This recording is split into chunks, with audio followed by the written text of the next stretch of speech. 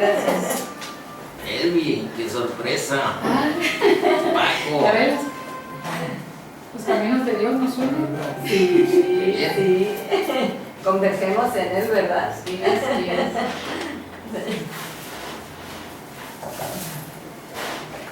Bueno, hermanitos, con la ayuda de Dios vamos a iniciar este estudio que constituye la sesión 26 de Calvary en Casa. Estamos estudiando el capítulo 11 de Hechos, del libro de los Hechos. Y hoy vamos a ir cerrando ese capítulo que tiene eventos muy importantes para nuestra fe. Vamos a leer los primeros versículos y les pido que me sigan. Por ahí hay materiales para todos y también hay aguas. Jueves,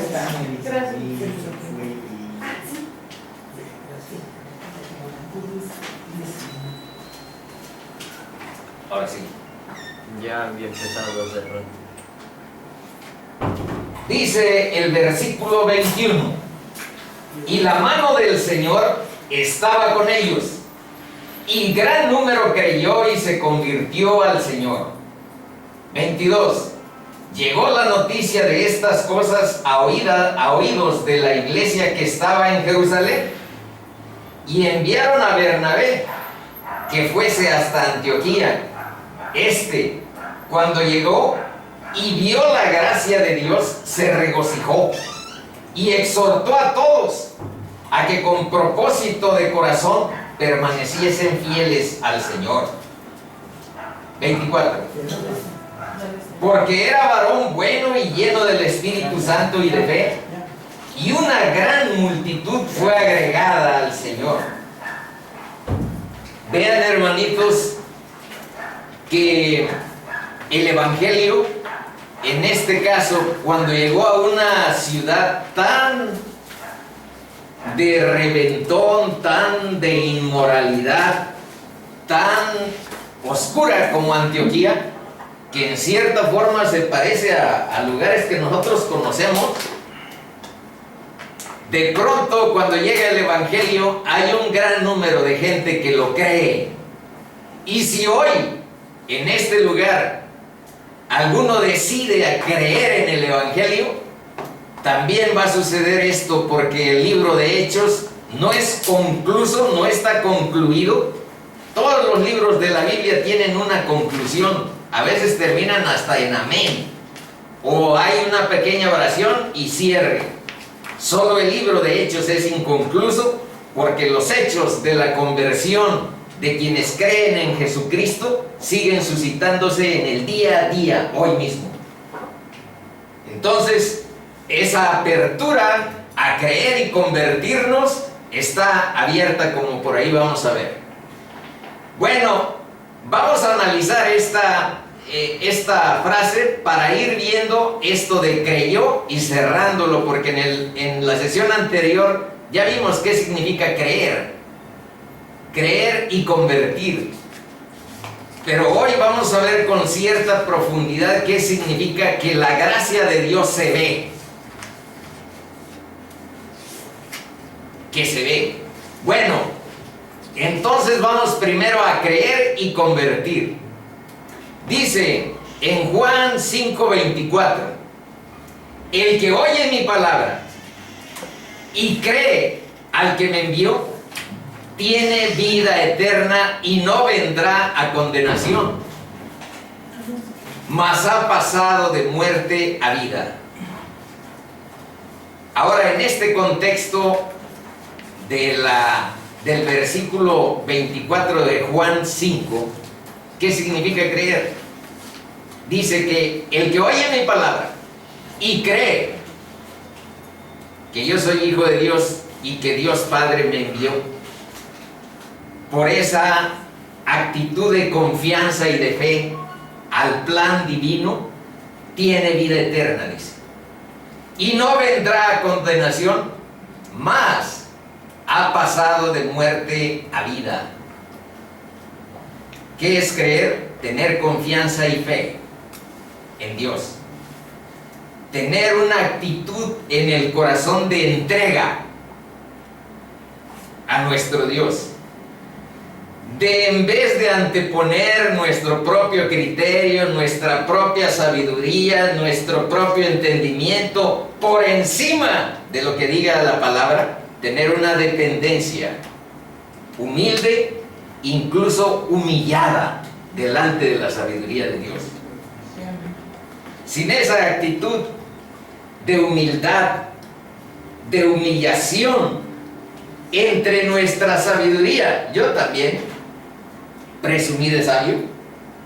Yo también sentí que mis criterios estaban llenos de luz o estaban llenos de inteligencia, pero cuando te confronta Dios con su palabra, te enseña que esa es una actitud de autosuficiencia absolutamente inapropiada frente a la sabiduría de Dios.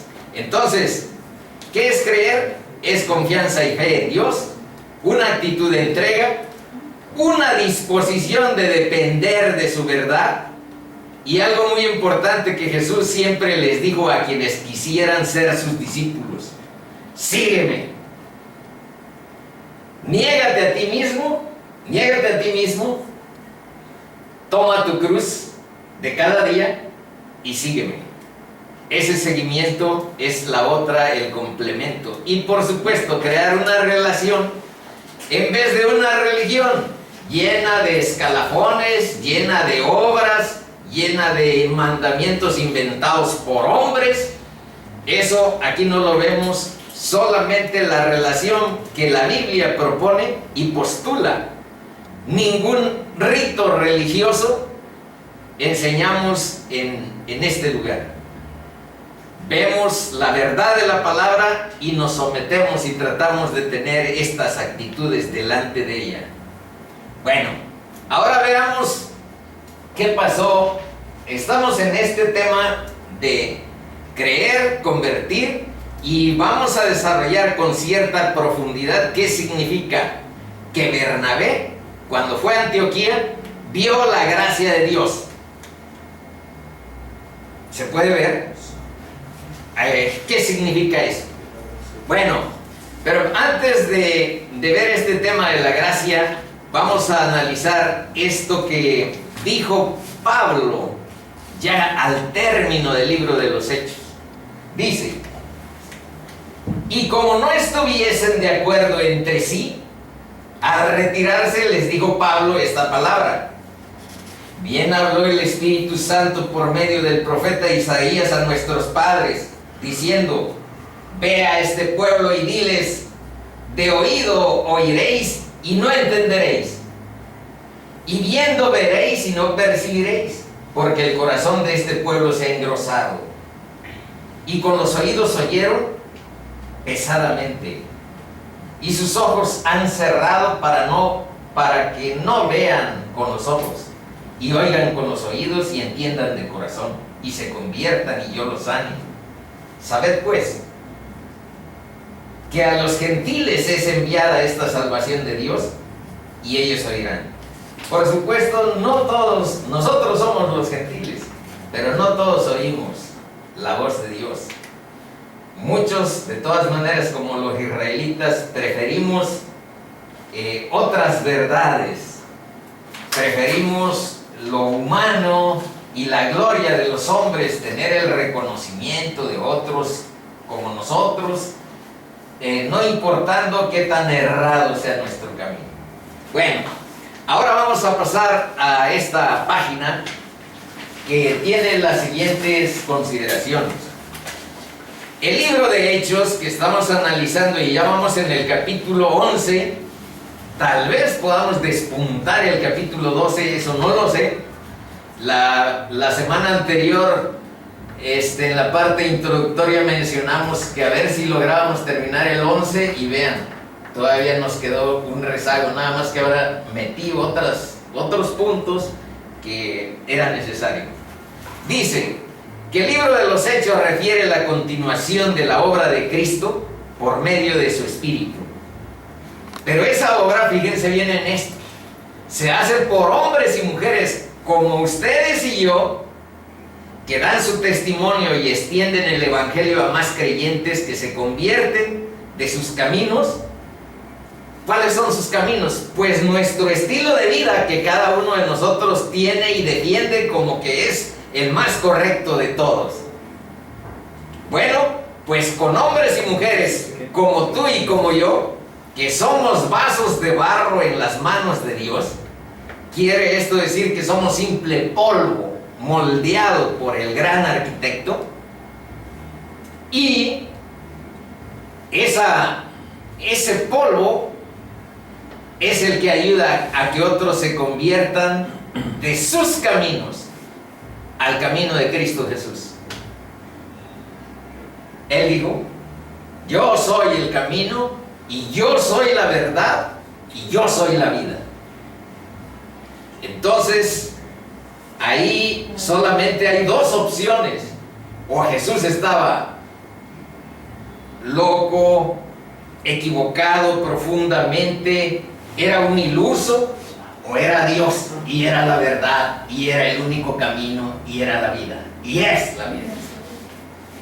Y nosotros lo vemos como lo segundo: es nuestro Señor, es nuestro Salvador, es nuestro Dios. Dios ha querido proveer una solución a nuestra condenación. Nadie se siente condenado cuando vivimos en nuestro ego.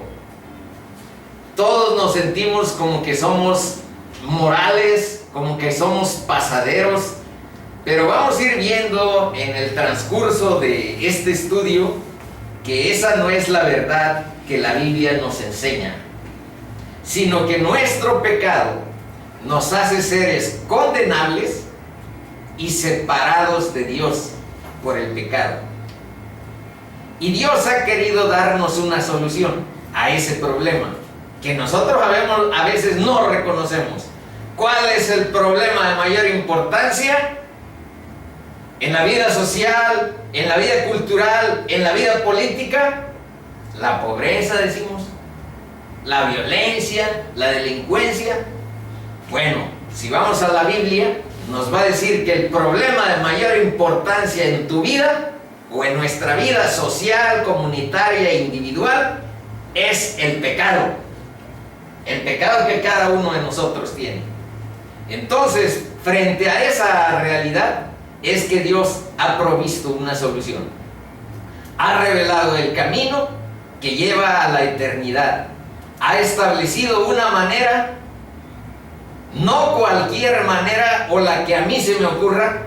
Bueno, yo no quiero seguir el Evangelio de Jesús, yo quiero llegar a Dios y me cae bien la idea, pero a mi estilo. Por eso un día aquí les puse A Mi Manera, la canción esta de A Mi Manera. Yo quiero, pero a mi manera, no a la que diga la palabra o a la que enseñemos, pues ligados a ella, ¿no? Porque no hay ninguna enseñanza que valga, que contradiga lo que diga la palabra de Dios. Hay una puerta y hay una esperanza. Hay una salida para nuestra condición espiritual caída. Dios ha enviado a hombres y mujeres para que proclamen esa esperanza de salvación y el perdón de pecados. Dios, pues, quiere que todo el mundo conozca, que todo el mundo oiga,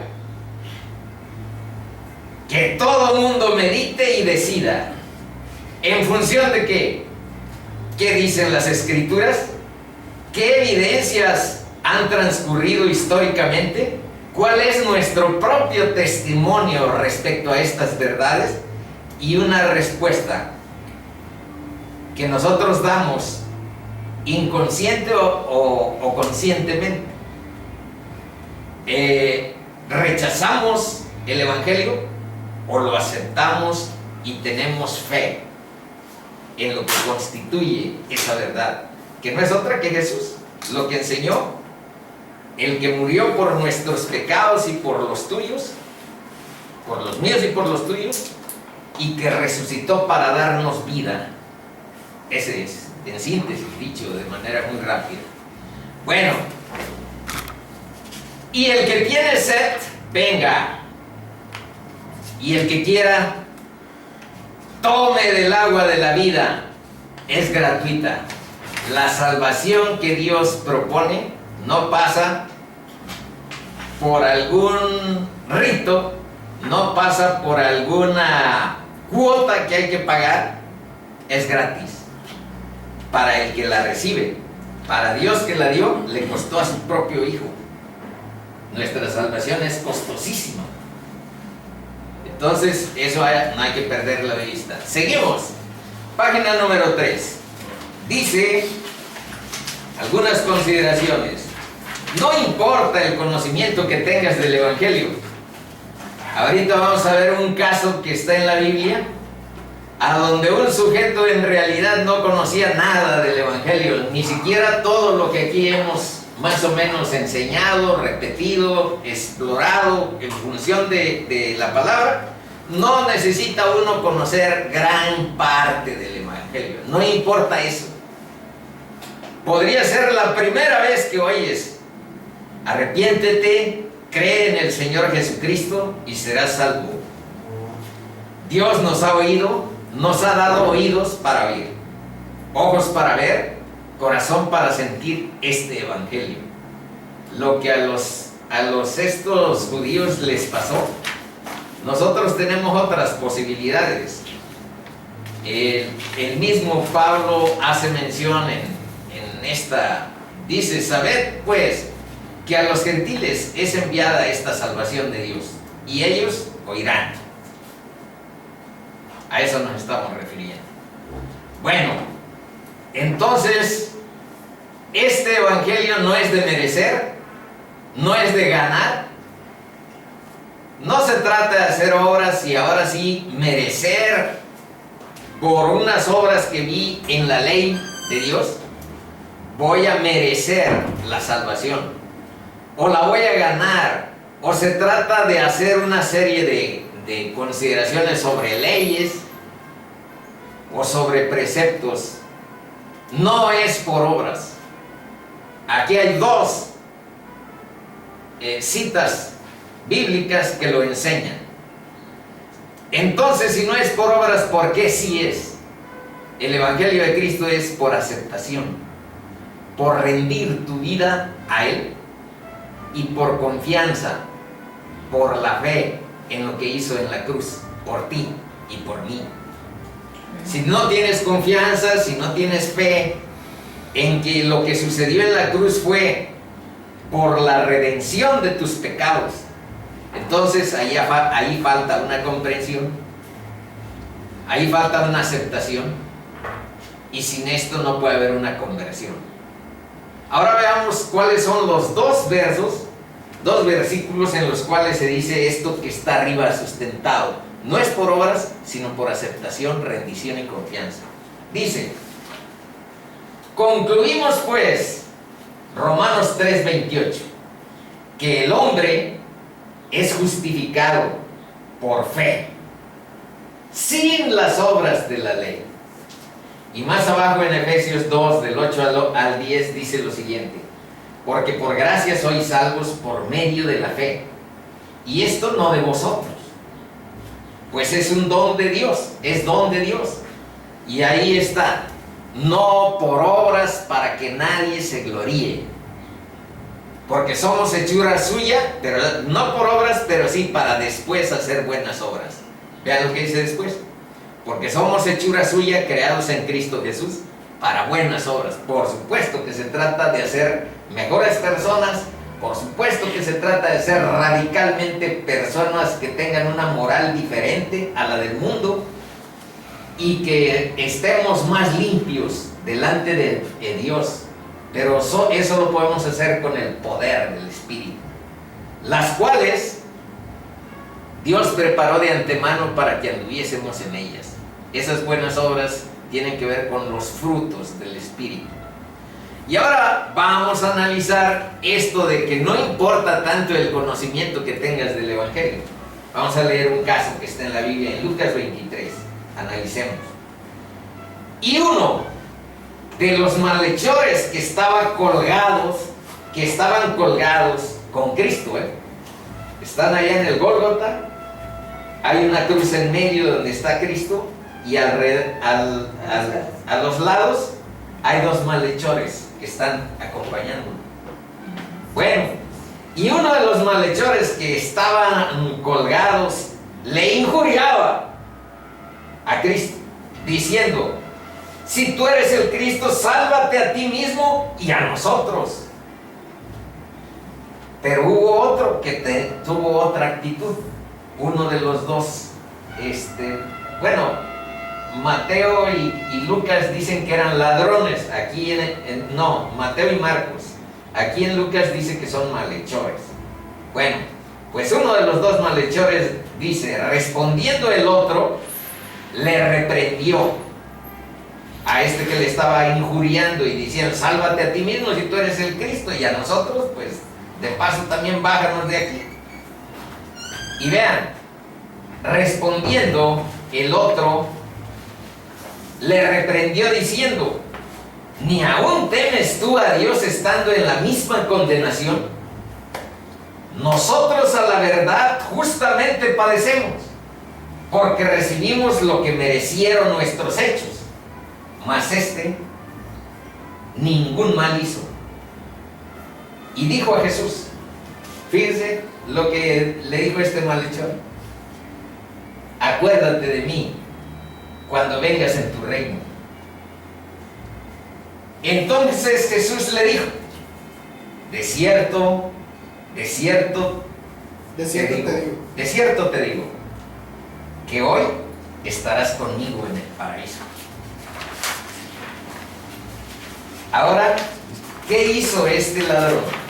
Número uno, confesó su culpa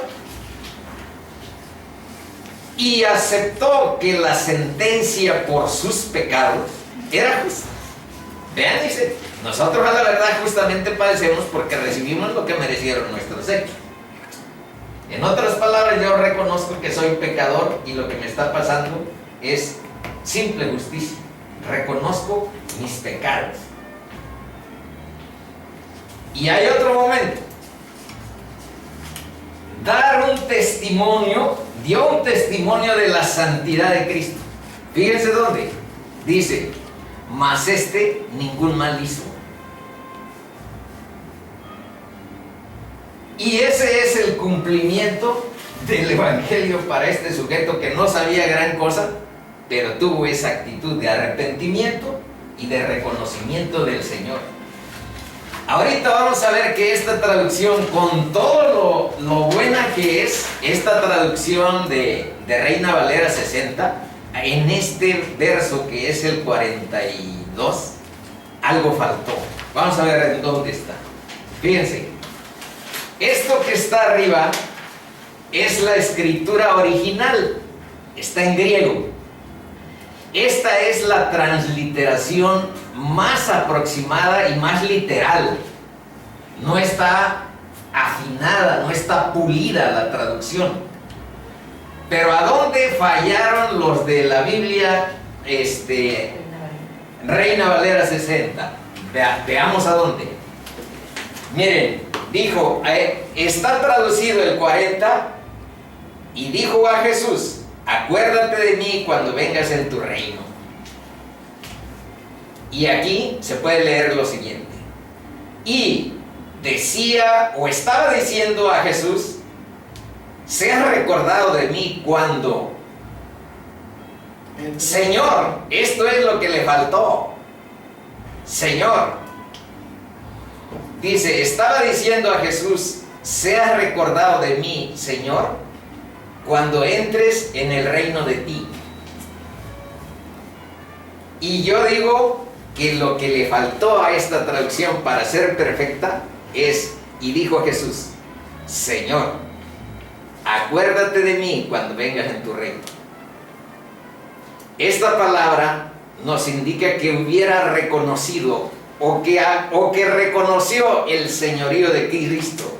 ¿Y qué cosa quiere decir reconocer? Que no aceptamos ni entendemos una autoridad mayor que la de Dios en nuestra vida, y que Cristo es el Señor. Así es que esta palabra era clave para que estuviera aquí. Por alguna razón, no está. Bueno, ahora vamos a ver cómo se ve la gracia de Dios. Ya dijimos que estamos analizando el versículo 23 del capítulo 11, a donde dice que Bernabé, cuando fue a Antioquía, vio la gracia de Dios y se regocijó. Entonces, ¿qué es lo que vio? Y ya después dice aquí que les recomendó, los exhortó a que permaneciesen fieles a Cristo. Vamos a analizar cómo se ve la gracia.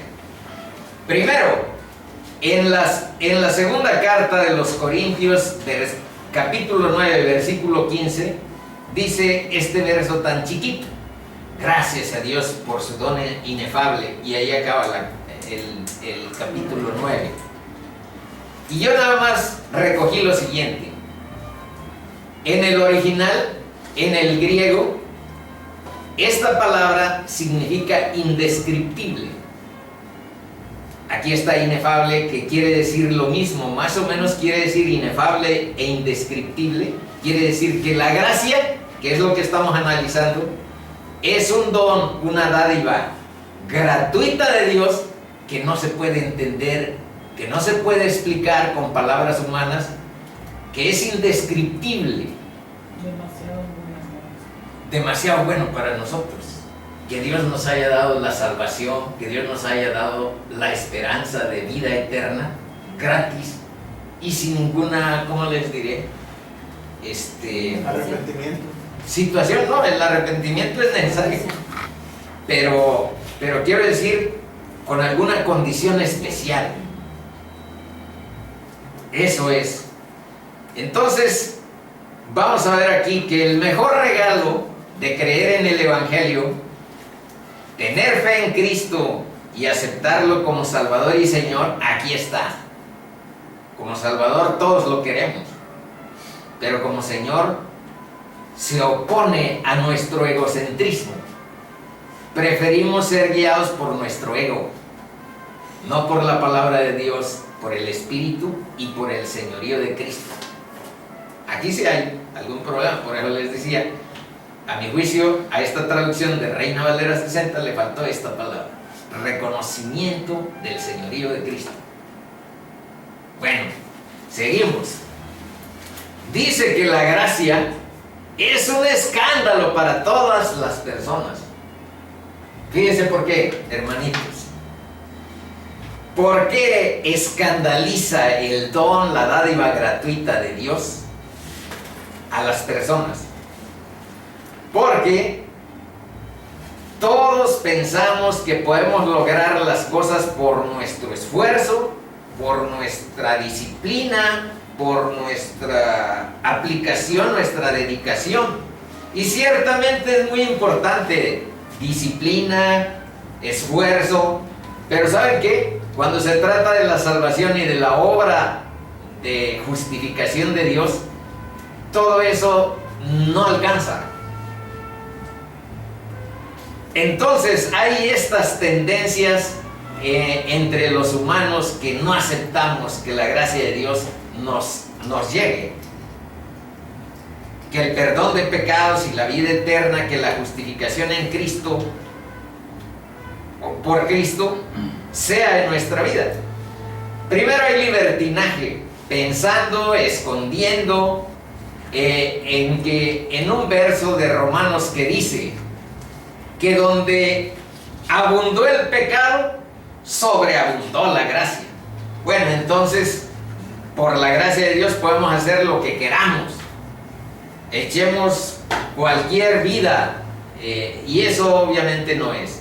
Luego el legalismo es que le vamos a poner algo para que no sean, vamos a crear mandamientos de hombres para que se cumplan, porque me suena muy simple esto de que solo es don de Dios, dádiva de Dios. Vamos a inventar algo, y se inventan una serie de requisitos, leyes y reglas inventadas por hombres que no están en la Biblia. También el misticismo y el ascetismo. El ascetismo quiere decir el que nos pongamos a hacer ciertos sacrificios físicos tratar rudamente nuestro cuerpo, pensando que con eso vamos a lograr cierta espiritualidad. Y el misticismo son obras de demasiado ensimismamiento y de apartados de todo lo que sucede en el mundo, pensando que con eso contribuimos a nuestra espiritualidad, a ser más espirituales. No somos del mundo, pero sí estamos en el mundo. No pertenecemos ni obedecemos las concupiscencias de nuestra carne, pero seguimos siendo carnales, seguimos siendo humanos metidos en este cuerpo, que tiene pulsiones a veces terroríficas, pero eso es lo que somos y así nos dejó Dios estar. Bueno, vamos a seguir. Dice en Mateo 19 del 25 al 26 lo siguiente: sus discípulos, oyendo esto, se asombraron de gran manera, diciendo, quiero decirles para dar un poco de contexto a estos versos, que se refieren a la ocasión en que a un joven rico le dijo Cristo, bueno, ve, deja lo que vende todo, repártelo y luego ve, vienes y sígueme. Y aquel pues se entristeció porque era ricachón. Bueno, y les dijo Cristo a sus discípulos que era más fácil que entrara un camello en el ojo de una aguja, pero la aguja es una puerta pequeña que hay en los castillos antiguos, una puerta más chiquita que esta. Es como un círculo, ¿no? Ándale.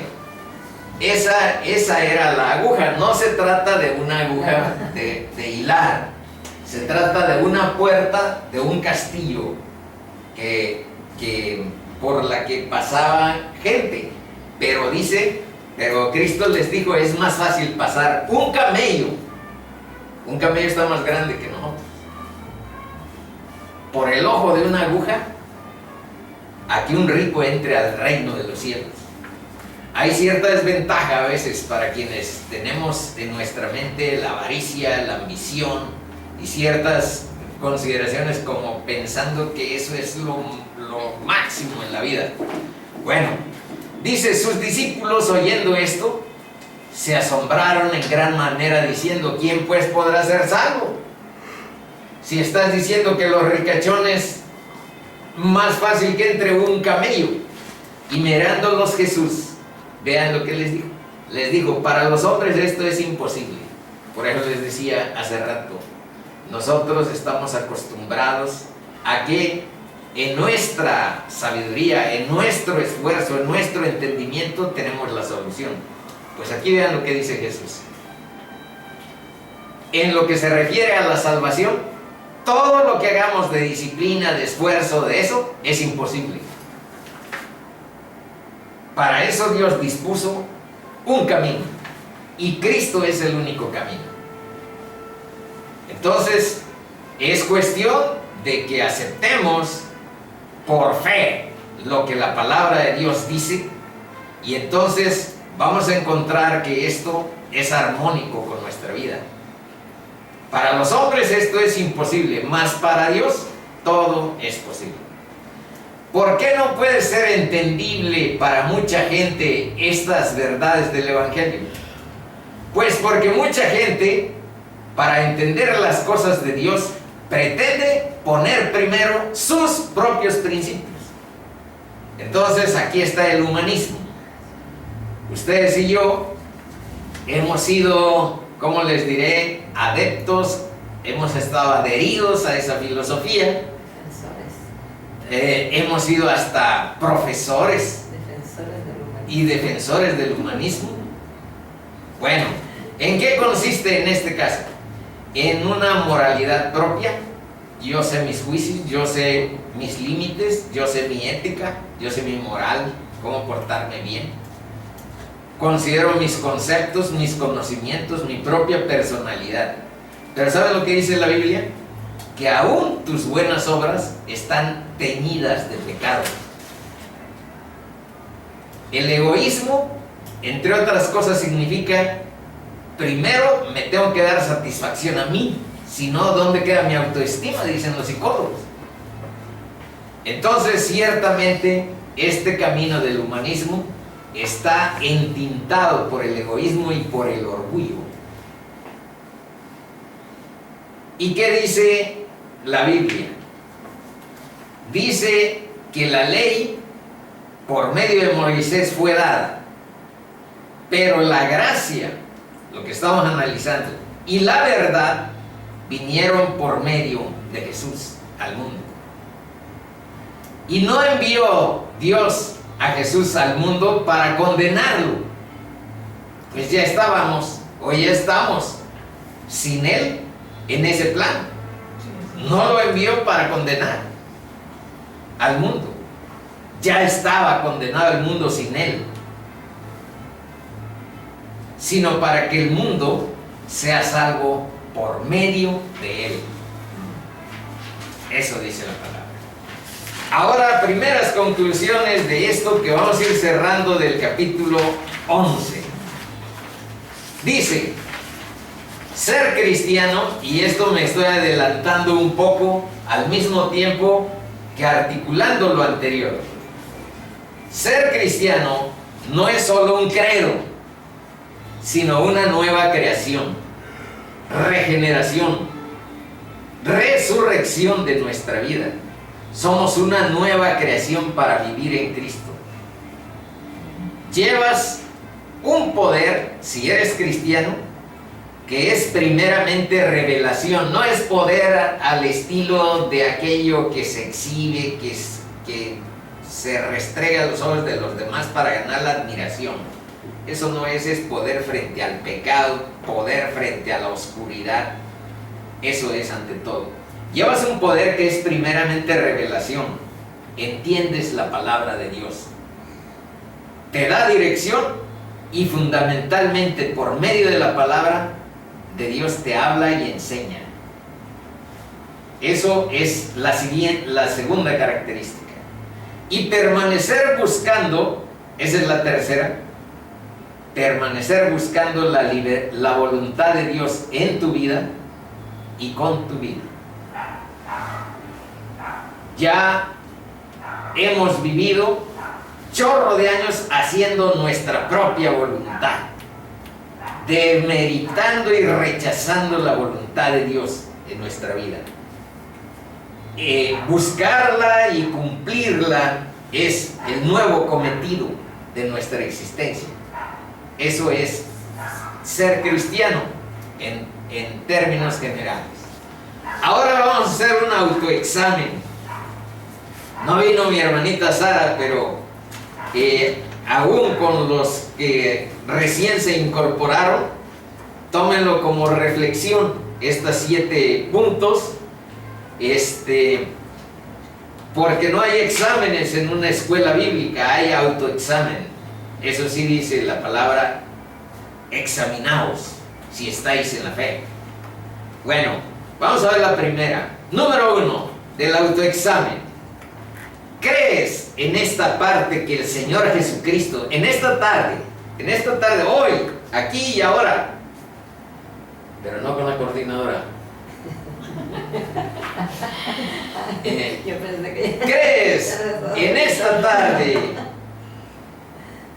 noche, aquí y ahora, que el Señor Jesucristo es el Salvador del pecado en el que ha incurrido el ser humano?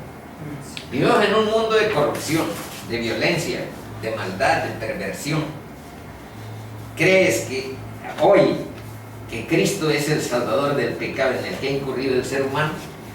Sí. Bueno, aunque no me contesten, díganselo a Dios. Sí, amén. 2. ¿Crees en la gravedad de tu propio pecado? El 2 y el 6 no les van a gustar a quienes tengan todavía algo de su ego predominando y reinando entre sus corazones. 2. crees en la gravedad de tu propio pecado. No porque me ofenda a mí, no porque yo lo diga. La palabra dice que el pecado ofende a tu Creador. ¿Y cuáles son los más comunes? Ahí se los puse, copiando un poco al estilo de Pablo, que en las epístolas con mucha claridad siempre hace un listado. Bueno, aquí yo les listé unos poquitos: egoísmo, avaricia, mentira, inmoralidad, idolatría. Esta palabra idolatría a lo mejor sí merece un comentario rápido. Ser idólatra significa querer algo más que a tu propio Creador, que a Dios. Querer las cosas creadas antes que Dios. Dígase trabajo, dígase tu propia familia, dígase tu mamá. Yo quiero más a mi mamá que a Dios. Bueno, tu ídolo es Dios, es tu mamá, porque el único que merece estar en el trono de tu corazón es tu Creador. Y si no, lo pones en primer lugar, algo está separándote de la verdad de Dios. Algo te separa. 3. Esa es de las difíciles. ¿Crees en la gravedad de tu propio pecado? No, yo pienso que es ley, pues ni para que sea tanto. No es para tanto. Eso es nuestro instinto reflejo. Bueno. 3. ¿Crees que Jesucristo es Dios hecho hombre y que tiene poder para perdonar tus pecados y limpiarte de toda maldad? Sí, amén. Con Dios. Pero si quieres tu manita, pues tú síguele. Pero hay que proclamarlo. el autoexamen es ahí con todo tu corazón delante de Dios. Luego 4. ¿Crees que Él es el único Salvador? Porque ahorita nos dicen algunas personalidades de religiones muy grandes que todos somos hijos de Dios y que todos vamos hacia el cielo, vamos hacia Él. Entonces no nada más es Cristo, puede ser Buda, puede ser Confucio, puede ser Mahoma. Bueno, ¿crees que Él es el único Salvador y que no hay esperanza alguna fuera de Él? Esa es la 4. 5. ¿Crees en lo que está escrito en la palabra de Dios respecto a que por el mismo poder que Cristo resucitó de los muertos, nosotros recibimos vida eterna en Él? No es independiente de Él. La vida eterna no tiene ese concepto. No es independiente de Él. Es adherido y unido a la vid verdadera, a la vida que es Cristo.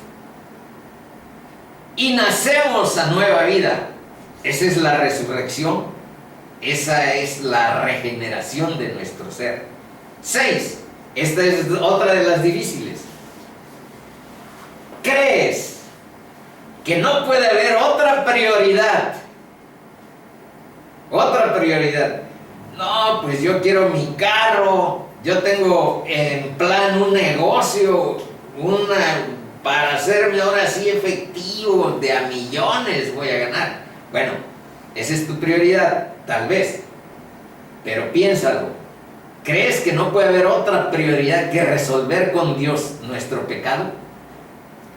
Y vean esto, y descubrir esta hermosísima pregunta.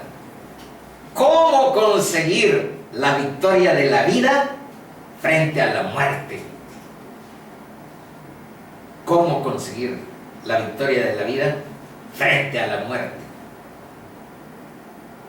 Resolviendo nuestro pecado delante de Dios y poniéndolo como nuestra prioridad en el corazón para resolverlo ante Dios, arrepintiéndonos, confesándonos, pidiendo poder del Espíritu para guiar nuestra vida y quitarnos de ese camino de oscuridad en el que hemos estado.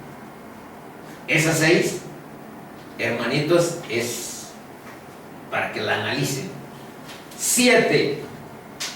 ¿Crees que si todo esto es verdad, estos 6 rubros que hemos analizado, tu respuesta o tu reacción natural será, tú te conoces más que yo a ti, tú sabes cuáles son tus reacciones y cuál es tu naturaleza? ¿Crees que si todo esto es verdad, tu respuesta o reacción será de tener gratitud eterna delante de Dios porque nos mandó un Salvador, porque nosotros no la pudiéramos haber hecho para que tuviéramos la victoria de la vida frente a la muerte y ya estábamos resignados a morir aun cuando vimos que estamos hechos para la eternidad según la palabra de Dios? ¿Crees que si esto es verdad, tu respuesta o reacción será de gratitud eterna y de compromiso para servir al único Dios vivo?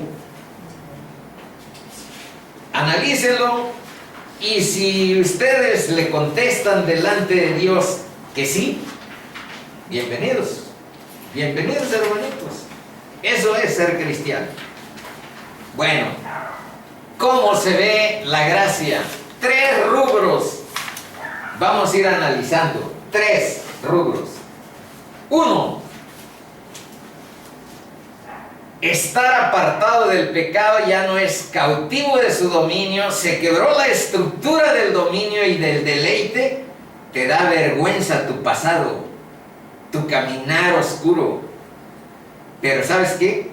No somos perfectos, existe un pecado residual ante el cual hay una actitud de no justificarlo. No, pues es que me provocaron, por eso hice esto. Mentí, porque era una mentira piadosa. Fui falso con mi trato con los demás, porque era necesaria cierta amabilidad y cortesía.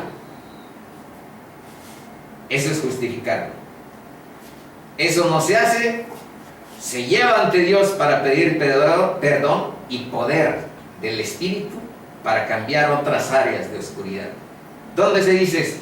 Veamos, 1 de Juan 3, del 9 al 10 dice: todo aquel que es nacido de Dios no practica el pecado, porque la simiente de Dios permanece en él y no puede pecar, porque es nacido de Dios. En eso se manifiestan los hijos de Dios y los hijos del diablo. Vean, de paso, no estamos estudiando ese tema, pero vean de paso que no todos son hijos de Dios. También hay otros hijos. Todo aquel que no hace justicia y que no ama a su hermano, no es de Dios. Ahora vamos a la misma carta de 1 de Juan, al capítulo 1 del 8 al 10, para revisar lo siguiente. Dice: si decimos que no tenemos pecado, hermanitos, nos engañamos a nosotros mismos y la verdad no está en nosotros. Vean que arriba dice que no pecamos, pero aquí les aclara que hay un pecado residual ante el cual lo confesamos, pedimos perdón y poder para resolverlo. Pero ya no nos gusta, ya no nos deleitamos en el pecado, nos da vergüenza. Eso está diciendo. Entonces aquí dice que sí pecamos y aquí dice no. Entonces es contradictorio. Pues fíjense que no. Analícenlo, revísenlo, encuádrenlo y acepten verdades paralelas que en ocasiones se dan en la Biblia. Dice: si decimos que no tenemos pecado, nos engañamos a nosotros mismos y la verdad no está en nosotros. Si confesamos nuestros pecados, Él es fiel y justo para perdonar nuestros pecados y limpiarnos de toda maldad.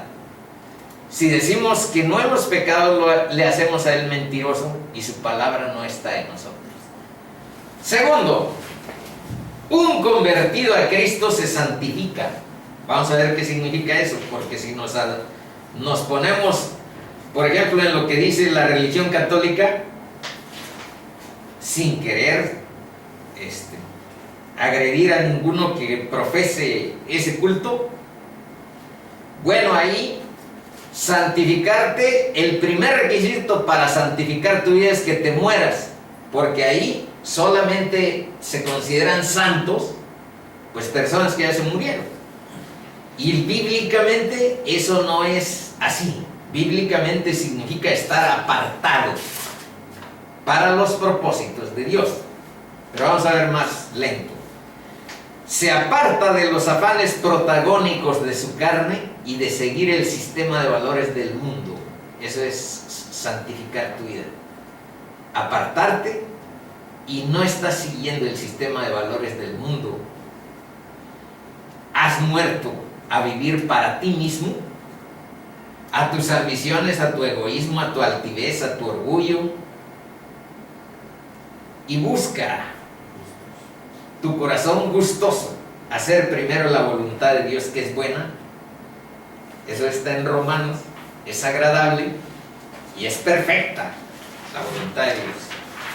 Bueno, vamos a ver versos a donde hablen de santificación.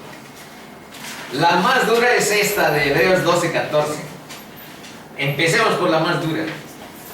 Seguid la paz con todos y la santidad, sin la cual nadie verá al Señor. En otras palabras, sin santidad no vamos a poder estar viendo a Cristo en la vida eterna. Eso dice. Pero vamos viendo antes una menos drástica. En 1 de Tesalonicenses 4, donde dice: porque ya sabéis qué instrucciones os dimos por el Señor Jesús, pues la voluntad de Dios es vuestra santificación. Esa es la voluntad de Dios. Si alguien dice o duda o piensa pues que está oscuro o que está muy escondida, pues la palabra es muy clara en realidad. Es vuestra santificación, que os apartéis de fornicación, les dijo a los tesalonicenses Pablo. Pues no nos ha llamado Dios a inmundicia, sino a santificación. Pedro: como hijos obedientes, no os conforméis a los deseos que antes teníais estando en vuestra ignorancia, sino como aquel que os llamó es santo. Vean lo que dice Pedro: sed también vosotros santos en toda vuestra